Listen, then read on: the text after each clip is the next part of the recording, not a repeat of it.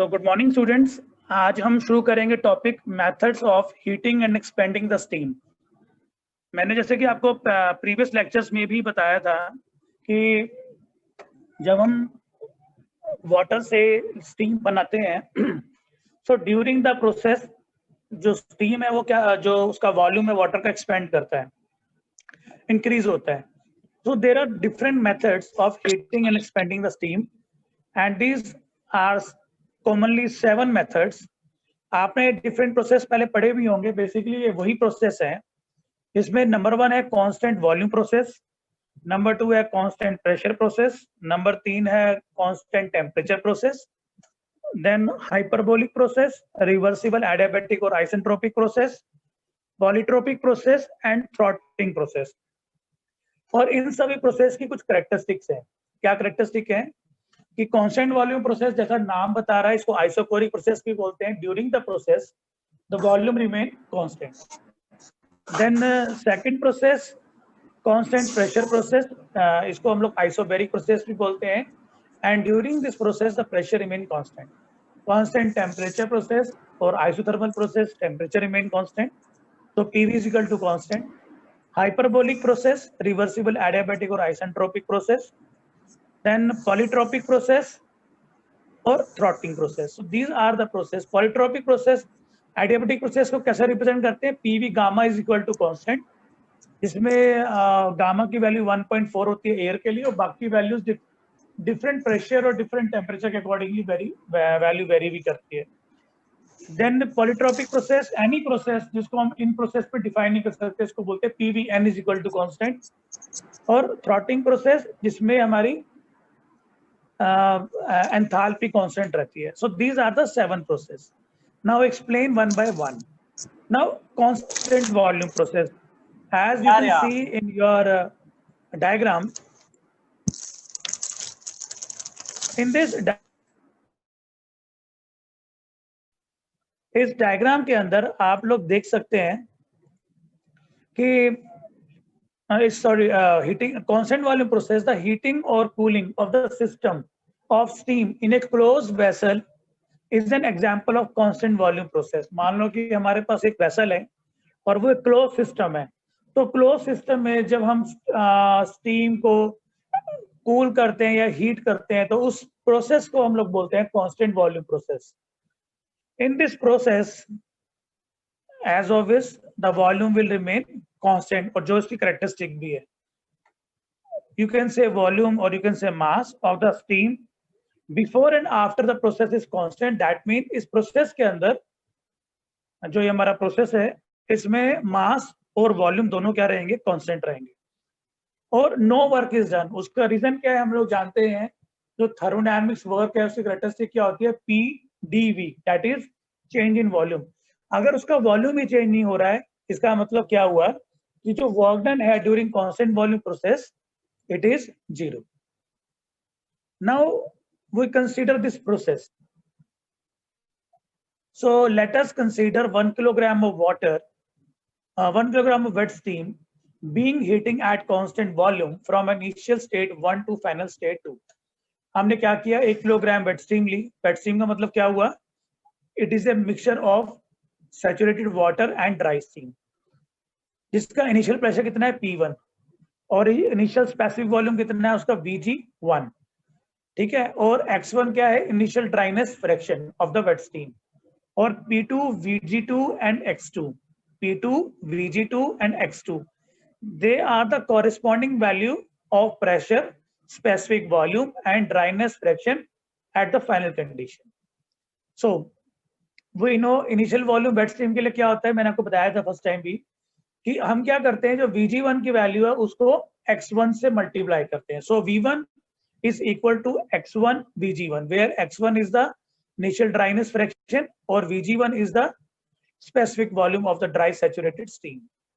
उसके बाद final volume के भी सिमिलरली हम लोग V2 कैलकुलेट कर सकते हैं, दैट इज X2 Vg2। और Vg1 और Vg2 क्या होता है? It is the specific volume of dry vapor. So Vg1 और Vg2। मैं आपके हेल्प के लिए मैं क्या करता हूँ, इस डायग्राम को अगर मैं इसको PV डायग्राम पे प्लॉट करूं, मान लो ये मैंने एक्सिस ड्रॉ कर लिया, वर्टिकल एक्सिस पे P हो गया और हॉरिजॉन्टल एक्सिस पे वॉल्यूम हो गया। अगर मुझे इस प्रोसेस को ड्रॉ करना है तो मैं इस तरीके से इसको मैं ड्रॉ कर सकता हूँ। ओके, और अगर मैं इसकी टर्म्स भी लिखता हूँ तो ये हमारा क्या है, यहाँ पर हमारा प्रेशर हो गया, उसके बाद यहाँ पे हमारा वॉल्यूम हो गया, और ये जो हमारा पॉइंट है ये पॉइंट नंबर वन हो गया, और ये हमारा पॉइंट नंबर 2 हो गया, और ये इसकी डायरेक्शन होगी इस प्रोसेस की। सो you can see in this diagram, आप इस डायग्राम में क्या देख सकते हैं, तो मैं अगर इसकी डायरेक्शन भी चलो ड्रॉ कर देता हूँ, ये इसकी डायरेक्शन होगी प्रोसेस की। So during this process you can C volume is constant, और आप जानते हैं कि वर्क डन के लिए फॉर्मूला होता है W is equal to PdV thermodynamics के अंदर। सो इस प्रोसेस में कोई चेंज इन वॉल्यूम नहीं है, तो यहाँ पर कोई भी वर्क डन नहीं है। सो आगे चलते हैं इसमें। नाउ हमने यहाँ पर V1 और V2 की वैल्यू कैलकुलेट कर ली थी, और हमें मालूम है कि during this process because volume constant है तो V1 और V2 क्या हो गया, इक्वल हो गया। So you can see V1 is equal to V2, और अगर V1 V2 इक्वल है तो V1 की वैल्यू क्या थी, V1 की वैल्यू थी x1 Vg1 और V2 की वैल्यू थी x2 Vg2। अब हम क्या करते हैं, इस V1 की और V2 की इस वैल्यू को यहाँ पर पुट कर देते हैं। सो V1 की वैल्यू होगी x1 Vg1 और V2 की वैल्यू होगी x2 Vg2। अब आपने जब ये वैल्यू पुट कर दी तो यहाँ से आप x2 की वैल्यू को कैलकुलेट कर सकते हैं। तो x2 की वैल्यू क्या होगी, x1 Vg1 अपॉन Vg2। तो इस तरीके से हम लोग यहाँ पर x2 की वैल्यू को कैलकुलेट कर सकते हैं। तो ये हमारा जो प्रोसेस था, this is our constant volume process. आगे चलते हैं इसी में। यहाँ से हम लोगों ने क्या किया, x1 और x2 की वैल्यू को कैलकुलेट कर लिया। Now next is the following points is important and should be noted for this process. If the value of x2 is less than x1, अगर x2 की वैल्यू x1 से कम है, इसका मतलब ये हुआ steam is being cooled at constant volume. You got my point? ये क्या शो करता है, if the value of x2 is less than x1, अगर मान लो x2 की वैल्यू x1 से कम है तो इसका मतलब हम क्या कर रहे हैं, इसको कूल कर रहे हैं। If the final condition of steam is dry, अगर फाइनली steam dry बन जाती है तो इसका मतलब ये हुआ जो V2 है, V2 is equal to Vg2 और is equal to x1 Vg1। इसका क्या मीनिंग हुआ, देखो अगर आप समझो तो कि जो V2 है तो V2 की वैल्यू क्या होनी, अगर वेट स्टीम होती तो होती x2 Vg2, पर अगर वो ड्राई स्टीम है तो x2 की वैल्यू क्या होगी, 1। वो रख दी सारा, ठीक है जी। तो इसका मतलब ये हुआ कि V2 के ऊपर जो वॉल्यूम होगा, ये दो क्लोज कर देना, Vg2 होगा। तीसरी क्या है, if the final condition of steam is super heated, अगर मान लो फाइनली आप क्या कर रहे हैं, जब कांस्टेंट वॉल्यूम पे हीटिंग कर रहे हैं, तो जो प्रोसेस अगर हमारा सुपर हीट बन जाता है तो उस केस में जो हम वॉल्यूम कैलकुलेट करेंगे वो क्या होगा, V सुपर हीटेड। और आप जानते हैं V सुपर हीटेड का वॉल्यूम कैसे कैलकुलेट करते हैं, that is equal to Vg2 plus में volume which is expanded from dry saturated to superheated. तो ये तीन चीजें हैं जो आपको याद रखने की जरूरत है, हमें पता होना चाहिए जब हम न्यूमेरिकल करेंगे तो इसको सॉल्व करेंगे। और जैसे मैंने आपको बताया V सुपरहीटेड कैलकुलेट कैसे करना है, देखो आपको मैंने पहले भी बताया था कि जो हमारा जो वेपर्स हैं वो बियॉन्ड पॉइंट ड्राई या ड्राई स्टीम जिसको सैचुरेशन पॉइंट बोलते हैं, वो उसके बाद परफेक्ट गैस बिहेव करते हैं। चलो मैं आपकी हेल्प के लिए वो एक बार डायग्राम दोबारा से ड्रॉ करता हूँ यहाँ पे, सो दैट आपको ये समझ में आ जाएगा कि मैं क्या कह रहा हूँ।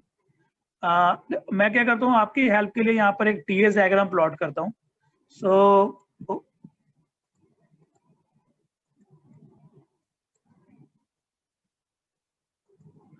So this is vertical axis this is horizontal axis, vertical axis पे टेम्परेचर हो गया, हॉरिजॉन्टल एक्सिस के ऊपर आप कह सकते हैं हीट, एंट्रोपी या एंथैल्पी कुछ भी आ गया। अब मान लो अगर इसके ऊपर अगर हम लोगों ने प्रोसेस रिप्रेजेंट करने हैं तो ये हमारा फर्स्ट लाइन होगी, ये हमारी सेकंड लाइन होगी और ये हमारी थर्ड लाइन होगी। और अगर मैं इसकी नोटेशन अगर यहाँ पे लिखना शुरू करूं तो जैसे मैंने आपको बताया था वर्टिकल एक्सिस पे क्या आएगा टेम्परेचर, उसके बाद हॉरिजॉन्टल एक्सिस पे क्या आएगा heat oblique entropy oblique enthalpy, एक ही बात। और उसके बाद यहाँ पे क्या आ गया ए पॉइंट, उसके बाद यहाँ पे आ गया पॉइंट नंबर बी, और ये पॉइंट आ गया मेरा पॉइंट नंबर सी, और यहाँ पे आ गया पॉइंट नंबर डी। ठीक है बच्चा, D, A B C D. अगर आप इसको लाइन को देखो तो ए से लेकर बी तो क्या हो गया हमारा सेंसिबल हीट, ये हो गया हमारा पॉइंट नंबर ए, ये हो गया हमारा पॉइंट नंबर बी, ये हो गया पॉइंट नंबर सी, और ये हो गया पॉइंट नंबर डी। अब ए से लेकर बी तक तो सेंसिबल हीट या sensible you can say V F, B point पे वी एफ या फिर एस एफ या फिर एच एफ, और सी पॉइंट पे सी पॉइंट हमारा क्या है ड्राई स्टीम। ड्राई स्टीम का मतलब होगा सैचुरेटेड स्टीम, और सैचुरेटेड स्टीम का ये मतलब हुआ कि यहाँ पर जो वॉल्यूम है वो क्या होगा वीजी होगा। अब सी से लेकर डी तक जो हमारे वेपर है वो कैसा बिहेव करते हैं, they behave as perfect gas. और परफेक्ट गैस के केस में हम एक परफेक्ट गैस इक्वेशन अप्लाई कर सकते हैं। परफेक्ट गैस इक्वेशन का फार्मूला क्या होता है, परफेक्ट गैस का फार्मूला होता है हमारा, देखो what is perfect gas, it is P V या P small V is equal to RT, ये हमारी परफेक्ट गैस इक्वेशन होती है। अब मान लो मैं परफेक्ट गैस इक्वेशन को अप्लाई कर दूं सी पॉइंट के ऊपर, तो सी पॉइंट को क्या बोलते हैं सैचुरेशन पॉइंट, तो हम क्या लिख सकते हैं पी सैचुरेशन इनटू में V saturation is equal to R, R की वैल्यू फिक्स रहती है, और टी सैचुरेशन। एस का मतलब क्या हो गया सी पॉइंट की सारी वैल्यू। सिमिलरली हम लोग क्या करते हैं सुपर हीटेड के लिए P super heated then V super heated is equal to R की वैल्यू फिक्स और टी सुपर हीटेड। अब मान लो मैं टी सुपर हीटेड को इस वैल्यू से डिवाइड कर दूं वी सैचुरेटेड वैल्यू से, तो हमारे पास जो वैल्यू आएगी वो क्या वैल्यू आएगी, देखो पी सुपर हीटेड और पी सैचुरेटेड प्रेशर तो हमारा क्या है सेम है। इसका ये मतलब हुआ कि जो ये टर्म है ये आपस में कैंसिल हो जाएंगी, आर की वैल्यू आर से कैंसिल हो जाएगी, तो हमारे पास दो टर्म बची, एक तो वॉल्यूम की और एक टेम्परेचर की। सो वी सुपर हीटेड ये value divide by V saturated, जिसको हम वीजी भी लिख सकते हैं, is equal to T saturated, that is इसको हम लोग क्या लिखेंगे टी सैचुरेटेड, इसको T2 भी लिखा हुआ है यहाँ पर, और divide by T super heated. तो इस तरीके से हमने क्या किया इसको रीअरेंज कर लिया। तो you can see over here कि वी सुपर हीटेड कौन सा हो गया, वी सुपर हीटेड ये वाला, okay, V super heated divide by this T super heated, ये वैल्यू उसके नीचे आ गई, तो वैल्यू किसके इक्वल होगी 1 के इक्वल होगी। सिमिलरली यहाँ पर जो वैल्यू है V S divide by T S is equal to 1, और दोनों को हमने क्या कर दिया इक्वेट कर दिया। यहाँ से हमें क्या मालूम पड़ा कि जो ये रेशो है ये रेशो क्या है, ये रेशो फिक्स है। और यहाँ से यूजिंग दिस फॉर्मूला आप लोग क्या कैलकुलेट कर सकते हैं, आप यहाँ से वी सुपर हीटेड कैलकुलेट कर सकते हैं। ओके ऐसा नहीं बच्चों, इस तरीके से इसको इस नॉर्मली इस तरह के क्वेश्चंस में जब एग्जाम में आते हैं तो आपको ये बताना होता है, ये न्यूमेरिकल जो आते हैं कि कैसे हम x2 कैलकुलेट कर सकते हैं और कैसे हम सुपर हीटेड केस में वी सुपर हीटेड कैलकुलेट कर सकते हैं। So I hope it is easy.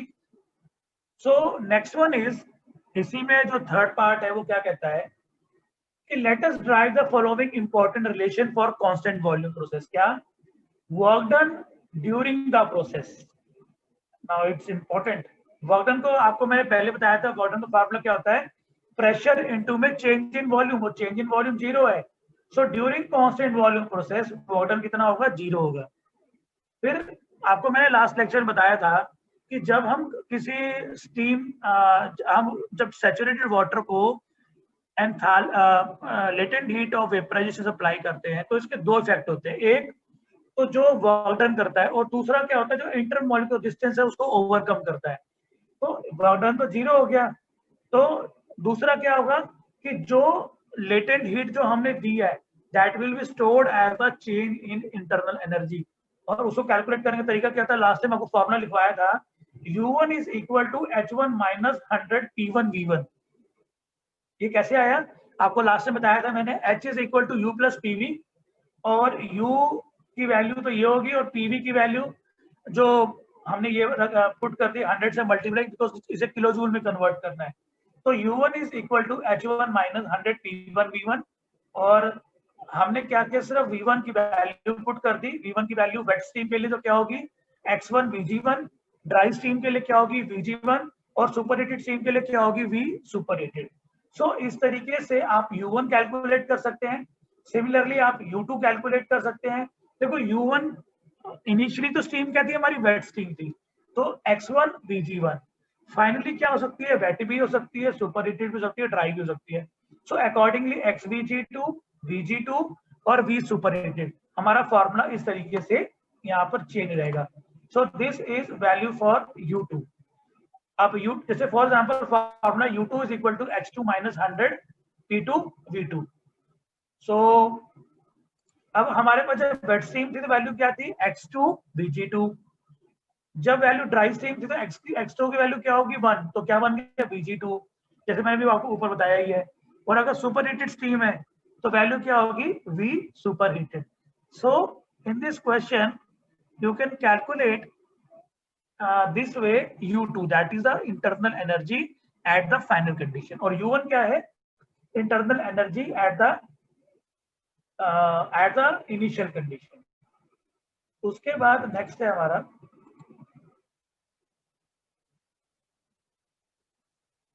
फिर चेंज इन इंटरनल एनर्जी। वो कैसे कैलकुलेट कर सकते हैं, change in internal energy is du is equal to U2 minus U1। उसके बाद तो बस आपने U1 और U2 की वैल्यू पुट करनी है और वहां से आप ये वैल्यू कैलकुलेट कर सकते हैं। And last one is heat absorb और हीट ट्रांसफर। सो आप सबको पता ही है, मैंने आपको पहले बताया भी है कि according to first law of thermodynamics, first law क्या कहता है हमारा प्रोसेस के लिए, Q is equal to du plus W। किसी भी प्रोसेस के लिए जो हमारा फर्स्ट लॉ है वो क्या कहता है, वो कहता है Q is equal to du plus W। अब क्योंकि हमारा प्रोसेस 1 से लेकर 2 है तो Q को हमने लिख दिया 1 से लेकर 2, और Q से Q1 to 2 is equal to du क्या होगा U2 माइनस में U1 और प्लस W1 to 2। हमने du की वैल्यू पुट कर दी U2 माइनस U1 और W12 की वैल्यू में मालूम है 0 थी। So Q1 to 2 is equal to U2 minus में U1 किलो जूल पर केजी। अब दो पॉसिबिलिटी है, Q की वैल्यू या पॉजिटिव होगी या फिर नेगेटिव होगी। अगर Q की वैल्यू पॉजिटिव है इसका मतलब हमने हीट दी है, और अगर हमने हीट दी है तो इसका मतलब हम क्या कर रहे हैं, उसको हीट अप कर रहे हैं। और अगर मान लो उस सिस्टम से हीट बाहर निकल रही है, इसका मतलब क्या हो रहा है, कूलिंग हो रही है, और कूलिंग हो रही है का मतलब क्या है, हमने सिस्टम से हीट वापस सिस्टम ने हीट रिजेक्ट करी है। सो इस तरीके से आप लोग ये वैल्यूज, ये तीन चीजें हम लोग कैलकुलेट कर सकते हैं। So it is very important, और नॉर्मली जब हम न्यूमेरिकल करेंगे इसके तब हमें इनकी प्रोसेस की जरूरत पड़ेगी। तो कभी भी क्वेश्चन न्यूमेरिकल में न्यूमेरिकल आता है, मान लो कि देयर इज ए हीटिंग और cooling of the process at constant volume, तो कांस्टेंट वॉल्यूम के लिए आपने X2 या फिर VG2 या फिर चेंज इन इंटरनल एनर्जी या वर्क डन और हीट इंटरेक्शन कैलकुलेट करनी है। तो यूजिंग दिस फॉर्मूलाज आप ये सारी वैल्यूज को कैलकुलेट कर सकते हैं। उसके बाद नेक्स्ट है, अभी तो मैंने आपको बताया कांस्टेंट वॉल्यूम प्रोसेस, नेक्स्ट है हमारा constant pressure process. Constant volume में और कांस्टेंट प्रेशर में एक ही डिफरेंस होता है कि जो कांस्टेंट प्रेशर प्रोसेस है उसमें कांस्टेंट प्रेशर प्रोसेस में जो हमारा प्रेशर है थ्रू आउट द प्रोसेस वो क्या रहता है, सेम। अभी मैंने आपको टीएस डायग्राम बताया था जिसमें हम क्या करते हैं, वो आइस को सुपरहीटेड स्टीम में कन्वर्ट कर रहे हैं। तो आइस को सुपरहीटेड स्टीम में कन्वर्ट करने के लिए हम प्रेशर क्या रखते हैं, कांस्टेंट। एग्जांपल, बॉयलर के अंदर हम लोग क्या करते हैं कि जो प्रेशर है वो कांस्टेंट रखते हैं। तो बॉयलर के अंदर का जो प्रोसेस है उसे हम लोग बोलते हैं कांस्टेंट प्रेशर प्रोसेस। ओके, उसके बाद नेक्स्ट है मान लो, so the generation of steam in steam boiler is a perfect example of the constant pressure process. The pressure before and after the process remains same. अब हम ये assume करते हैं कि हमारे पास 1 किलोग्राम वेट स्टीम है और उसका इनिशियल प्रेशर जो है वो है हमारे पास P pressure. P is constant pressure at which steam is heated in bar, और X1 क्या है, initial dryness fraction of the wet steam, और X2 क्या है, final dryness fraction of the wet steam. तो इनिशियल ड्राइनेस फ्रैक्शन होगी X1, final होगी X2। और जैसे आपको पहले बताया था Vg1 और Vg2 क्या है, they are the specific volume of dry saturated steam, और यूनिट क्या होंगे, मीटर क्यूब पर केजी इनिशियली और फाइनली, और ये वैल्यू नॉर्मली हम स्टीम टेबल से चेक करते हैं। अब आपको मालूम है प्रेशर जो है कांस्टेंट है। अगर प्रेशर, मैं आपको ये प्रोसेस दिखाता हूँ ड्रॉ करके। ये हमारा हॉरिजॉन्टल एक्सिस आ गया, वर्टिकल एक्सिस आ गया, हमारा हॉरिजॉन्टल एक्सिस आ गया। कांस्टेंट प्रेशर प्रोसेस को अगर हमें लोकेट करना है तो हम कैसे ड्रॉ करेंगे, उसको जो हम ड्रॉ करेंगे वो इस तरीके से ड्रॉ करेंगे। ये इसके दोनों तरफ एरो है, इसका मतलब प्रोसेस दोनों तरफ हो सकता है। अगर ये प्रोसेस अगर राइट टू लेफ्ट यानी इस डायरेक्शन में जा रहा है, कहां पे जा रहा है, अगर वो प्रोसेस राइट टू लेफ्ट, यानी कि प्रोसेस अगर हमारा राइट टू लेफ्ट है इस तरफ ऐसे, इसका मतलब क्या हो रहा है, कंप्रेशन हो रहा है, वॉल्यूम कम हो रहा है तो कंप्रेशन हो रहा है। और अगर ये प्रोसेस इस डायरेक्शन में जा रहा है लेफ्ट टू राइट, तो इसका मतलब क्या हो रहा है, एक्सपेंशन हो रहा है। ओके, इसका अब आप एक चीज देखो, during this since pressure P of the steam is constant, जब प्रेशर P कांस्टेंट है तो दोनों पॉइंट्स के ऊपर यानी Vg1 और Vg2 उसके ऊपर जो हमारा स्पेसिफिक वॉल्यूम है वो भी क्या होगा, कांस्टेंट होगा। 1 के ऊपर और 2 के ऊपर, दोनों के ऊपर हमारा जो वॉल्यूम है, स्पेसिफिक वॉल्यूम है, वो क्या रहेगा, कांस्टेंट रहेगा। That is equal to Vg। ये मैं आपको ना टीएस डायग्राम से दिखाता हूँ। जब टीएस डायग्राम में प्लॉट करूंगा तो मैं आपको दिखाऊंगा कि कांस्टेंट प्रेशर प्रोसेस में जो स्पेसिफिक वॉल्यूम है वो कांस्टेंट होता है। अच्छा, हमने इनिशियली क्या किया, जो V1 वॉल्यूम लिया X1 Vg1, final volume V2 लिया X2 Vg2, और इनिशियली जो हमारे पास फाइनल वॉल्यूम अगर मान लो वेट स्टीम है तो आपको मालूम है ये क्या करते हैं, X2 से मल्टीप्लाई, और अगर ड्राई है तो X2 की वैल्यू 1, अगर सुपर हीटेड है तो इस वॉल्यूम को हम रिप्लेस कर देंगे किसके साथ, V सुपर हीटेड के साथ। तो जो मैंने बताया आपको, इन्होंने भी वही कहा, देखो यहाँ पर X2 की वैल्यू 1 पुट कर दी हमने यहाँ पर, किसके लिए, ड्राई स्टीम के लिए, और V2 की वैल्यू हमने V super heated value put कर दी किसके लिए, सुपर हीटेड स्टीम के लिए। मैं आपको फिर अगेन एक काम करता हूँ, ये डायग्राम प्लॉट करके दिखाता हूँ। मान लो अब ये सेम डायग्राम है और इसके मैंने इसको चेंज कर दिया, इसके वर्टिकल एक्सिस पे T हो गया और इसके हॉरिजॉन्टल एक्सिस पे S हो गया या Q हो गया। और अगर मैं इसके लिए सेम प्रोसेस जो मैंने भी पहले ड्रॉ किया था वो ड्रॉ करता हूँ, मान लो ये प्रोसेस हो गया, ये हो गया और ये हो गया। ठीक है जी बच्चों, मान लो ये हमारा जो प्रोसेस है ये हमारा 1 पॉइंट है, ठीक है बच्चे, और ये हमारा 2 पॉइंट है। अब आप देखो 1 पॉइंट पे क्या है, ड्राइनेस फ्रैक्शन मान लो जस्ट ए से आगे है। मैं काम करता हूँ आपकी हेल्प के लिए, यहाँ पर ये है, देखो ये मेरा पॉइंट नंबर 1 है, ये मेरा पॉइंट नंबर 2 है। दोनों के केस में क्या है, वेट स्टीम, इसकी वैल्यू क्या होगी X1 और इसकी वैल्यू क्या होगी X2। अब मैंने क्या किया, Now this is our point number 2.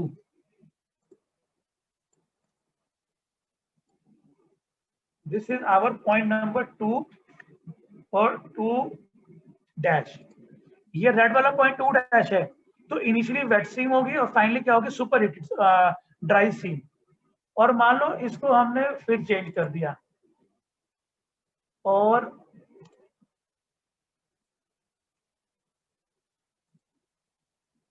Now this is the point. ये क्या पॉइंट है, 2 डबल डैश. इनिशियल पॉइंट 1 और ये हो गया फाइनल पॉइंट 2 डबल डैश. इसका मतलब स्टीम कैसी होगी, सुपर हीटेड.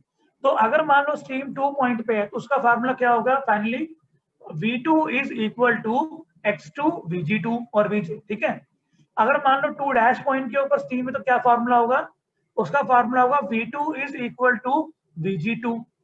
अगर मान लो 2 डैश है तो उसका फार्मूला क्या होगा, V2 is equal to V super heated. और सुपर हीटेड कैलकुलेट करने का फार्मूला मैंने अभी आपको बताया था जब हमने कांस्टेंट वॉल्यूम की बात की थी. आई hope now it is clear. आगे चलते हैं. सो हम लोग यहाँ तक पहुंच गए थे. X2 मैंने आपको बताया फाइनल कंडीशन पे हमने कैसे वॉल्यूम कैलकुलेट करना है. Let us now drive the following important relationship constant pressure पे. अब आएगा वर्क डन. आपको मालूम है वर्क डन क्या था, P इंटू में dV. कांस्टेंट वॉल्यूम में 0 था पर यहाँ पर 0 नहीं होगा.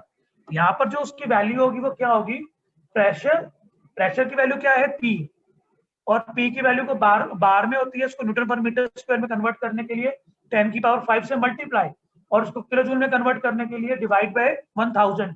तो क्या आ गया यहाँ पर 100. सो 100 P into change in volume that is V2 minus में V1. आप इस तरीके से ये फॉर्मूला, ये वैल्यू कैलकुलेट कर सकते हैं. और चेंज इन इंटरनल एनर्जी का फॉर्मूला भी सेम रहेगा. U1 का फॉर्मूला आपको पता ही है, H माइनस वर्क डन का ये फॉर्मूला है, हमने ये वैल्यू पुट कर दी इसके अंदर. सिमिलरली U2 के लिए क्या होगा, H2 माइनस 100 PV2. और आप यहाँ से DU की वैल्यू कैलकुलेट कर सकते हैं, U2 माइनस में U1. तो चेंज इन इंटरनल एनर्जी का फॉर्मूला आप इस तरीके से कैलकुलेट कर सकते हैं. ओके.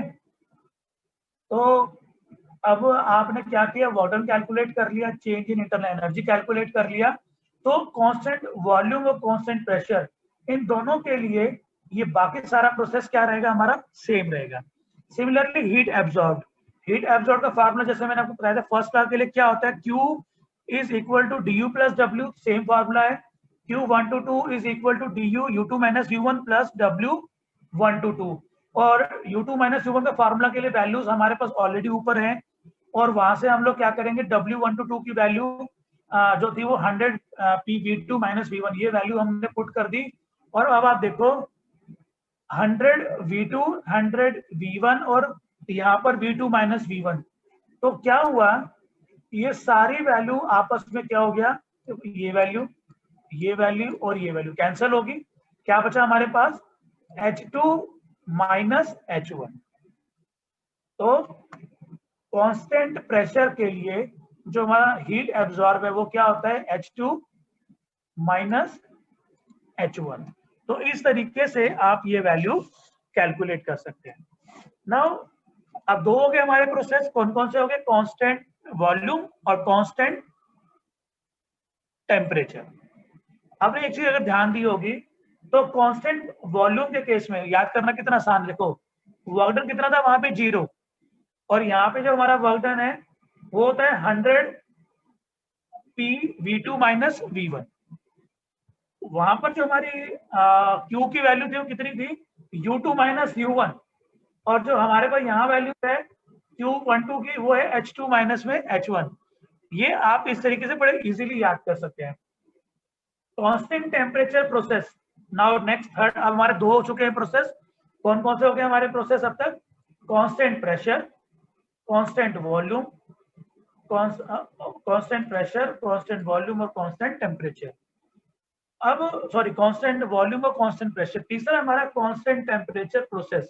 और इसका सिंपल तरीका क्या होता है कि यहाँ पर जो प्रोसेस को रिप्रेजेंट करते हैं वो क्या होता है, PV is equal to MRT और PV is equal to constant. So the the steam has only one temperature, that is the saturation temperature. यानी एक प्रेशर है, उसके अगेंस्ट सैचुरेशन टेम्परेचर होता है। और मैं आपको एग्जांपल देता हूँ दोबारा से इसको समझाने के लिए। देखो, ये हमारा टीएस डायग्राम है, और इस टीएस डायग्राम पे मैं क्या करता हूँ, मेरे पास प्रेशर P1 है। प्रेशर P1 के ऊपर मैंने ये प्रोसेस ड्रॉ कर लिया। ये 1, ये हो गया 2, ये हो गया 3 और ये हो गया 4। नाउ दिस पॉइंट इज, अब आप देखो इस पॉइंट के ऊपर और इस पॉइंट के ऊपर टेम्परेचर जो है सेम है। ये लाइन कैसी है, वर्टिकल लाइन। चलो मैं एक काम करता हूँ, अब इस लाइन के अलोंग जो हमारा टेम्परेचर है वो कांस्टेंट है, इसको हम लोग बोलते हैं बॉइलिंग लाइन, बॉइलिंग पॉइंट, और सैचुरेशन पॉइंट भी बोलते हैं। अब इस प्रेशर पे ये वैल्यू क्या है, फिक्स है। तो कांस्टेंट टेम्परेचर का मतलब क्या हुआ, जब प्रेशर भी कांस्टेंट है और कांस्टेंट टेम्परेचर भी है यहाँ पर। ओके, तो जब हम इस प्रोसेस की बात करते हैं, इसका मतलब हम बात कर रहे हैं इसकी, यानी इस पॉइंट से इस पॉइंट के बीच, तो इसको हम लोग बोलते हैं कांस्टेंट टेम्परेचर प्रोसेस। ठीक है बच्चों? तो the heating of wet steam up to dry saturated steam at constant temperature is similar to heating at constant pressure। आपको मालूम है, देखो इस पूरे प्रोसेस पे हमारा जो है प्रेशर क्या है, वो कांस्टेंट है, यानी कि 1, 2, 3 और 4। और उसके अलावा जो ये प्रोसेस है, ये वाला, इस पे हमारा टेम्परेचर भी कांस्टेंट है। आप यहाँ देख सकते हैं कि ड्यूरिंग दिस प्रोसेस हमारा टेम्परेचर भी कांस्टेंट है। मैं आपकी हेल्प के लिए क्या करता हूँ, समझाने के लिए यहाँ पर सिर्फ नंबरिंग कर देता हूँ, 1, 2, 2 के बाद 3 और 3 के बाद 4। अब 2 से लेकर 3, देखो 1 से लेकर 2, 2 से लेकर 3, 3 से लेकर 4, यहाँ पर प्रेशर क्या है, कांस्टेंट है। पर 2 से लेकर 3 तक प्रेशर भी कांस्टेंट है और टेम्परेचर भी कांस्टेंट है। सो इसीलिए जो ये प्रोसेस है, इसकी सारी वैल्यूज वही आएंगी जो वैल्यूज उसकी है, कांस्टेंट प्रेशर की है। I hope now it is clear to you. तो ये जो प्रोसेस है, constant temperature, constant pressure, these are the same process. चलो आगे चलते हैं। Now fourth process is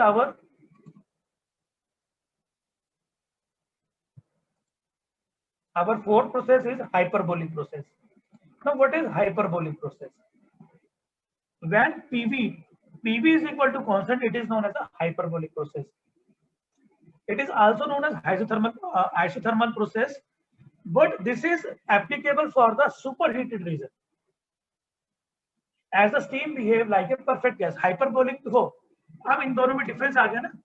constant temperature process जो हम फॉलो करते हैं वो करते हैं 2 से लेकर 3 तक, और जो हाइपरबोलिक प्रोसेस एप्लीकेबल होता है वो होता है हमारा 3 से लेकर 4 तक, that is super heated region. तो अब हम क्या करेंगे, देखो हमें मालूम है कि सुपर हीटेड रीजन में जो हमारी गैसेस हैं वो बिहेव करते हैं, किसकी तरह बिहेव करती है, वो बिहेव करती है परफेक्ट गैस की तरह। तो हम इसको वैसे सॉल्व करेंगे। हमें मालूम है कि उसका फार्मूला क्या था, W is equal to PdV। जो हमारा वाटर होता है उसका फार्मूला होता है PdV, और आपने ये शायद पहले किया भी होगा। तो इसको हम इंटीग्रेट करेंगे V1 से लेकर, तो आपको मालूम है, मैं आपको चलो आपकी हेल्प के लिए यहाँ लिखता भी हूँ। देखो हमें मालूम है P1 V1 is equal to mRT1. This is a perfect gas equation at point 1.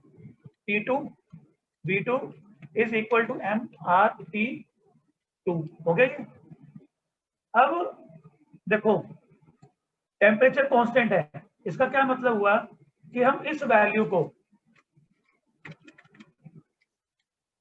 ठीक है ना, तो T1 T2 इक्वल है, मैं इस वैल्यू को ले सकता हूँ C is equal to C, और सिमिलरली इसको भी मैं क्या ले सकता हूँ C। तो यहां से मुझे क्या मालूम पड़ा कि P1 V1 is equal to C, P2 V2 is equal to C, और इससे मुझे क्या मालूम पड़ा कि P1 V1 is equal to P2 V2 आगे वैल्यू। ठीक है बच्चों, मैंने क्या किया, अब देखो इसको इंटीग्रेट करना है हमें, और इसको इंटीग्रेट करने के लिए जब हम इसको सॉल्व करेंगे तो इसकी वैल्यू सॉल्व करके क्या आती है, P1 V1 log E V2 by V1। इसको सॉल्व करके क्या वैल्यू आएगी, P1 V1 log E V2 by V1। और ये वैल्यू कैसे आई, अगर आप चाहते हो तो मैं आपको करके दिखा सकता हूँ ये वैल्यू। मेरे पास ना एक लेक्चर है जिसमें सारे प्रोसेस के लिए बॉर्डन कैसे कैलकुलेट करते हैं वो मैं आपको शेयर कर दूंगा, आप उसको जरूर देख लेना। तो W is equal to P1 V1 log E V2 by V1। इस तरीके से हम लोग बॉर्डन कैलकुलेट कर लेते हैं इसका, आप वैसे उसको याद कर लो। नाउ नेक्स्ट है, अब इसके लिए Q की वैल्यू कैलकुलेट करनी है, और Q के लिए हम सबको मालूम है फर्स्ट कहता है Q is equal to delta U plus work done. Delta U तो U2 माइनस U1, और इसकी वैल्यू यहाँ से आ गई P1 V1 log E V2 by V1। तो U1 क्या होता है, U2 H2 minus P1 V1, ये वैल्यू पुट कर दी, H2 माइनस P2 V2। और U1 की वैल्यू क्या होती है, H1 माइनस P1 V1, क्योंकि आप सबको मालूम है H is equal to U plus PV और U is equal to H minus PV। हमने क्या किया, सिंपल उस वैल्यू को रिप्लेस कर दिया इसके अंदर। सो और आपको ये भी मालूम है कि P2 V2 is equal to P1 V1। अच्छा, H2 minus P2 V2 minus H1 minus P1 V1, हमने क्या किया, H2 और H1 की टर्म्स को अलग कर लिया, H2 माइनस H1। और P2 V2 वाली टर्म देखो, आपको मालूम है P2 V2 दोनों सेम है, इसका मतलब क्या हुआ कि ये दोनों टर्म, कौन सी, ये दोनों टर्म है, एक तो ये वाली टर्म और ये वाली टर्म, दोनों क्या होगी आपस में कैंसिल, क्यों, दोनों क्या है, सेम है। P2 V2 is equal to P1 V1। तो हमारे पास क्या बच गया, H2 माइनस में H1 plus P1 V1 log E V2 by V1। आपको वैसे ये याद भी करना है और आपको ड्राइव करना भी आना चाहिए, क्योंकि समटाइम जब एग्जाम में क्वेश्चन आएगा तो आपको अब वो ये वैल्यूज निकालनी होंगी उसके अंदर। सो अब हमारे चार प्रोसेस